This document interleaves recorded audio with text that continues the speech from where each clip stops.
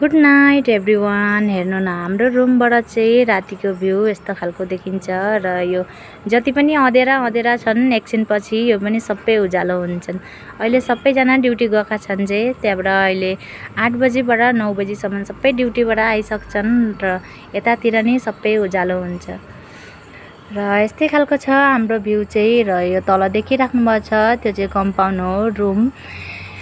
यी रुमहरू चाहिँ म मर्निङको भिडियोमा हजुरहरूलाई बनाएर देखाउँछु कस्तो खालको देखिन्छ मर्निङ भ्यूमा। र हेर्नु न, यतातिर चाहिँ एकदम जहिले नै दिवाली नै लागिराखे जस्तो उज्यालो हुन्छ जे। त्यही भनेर मलाई चाहिँ यहाँ कहिले नै राति भयो जस्तो लाग्दैन, जहिले नै उज्यालै छ, राति पनि उज्यालै छ र दिउँसो पनि उज्यालै छ जस्तो लाग्छ। कस्तो लाग्यो हजुरहरूलाई? राम्रो लागेमा लाइक, कमेन्ट, सेयर र फलो गर्न पनि नबिर्सिनु होला। By by guys.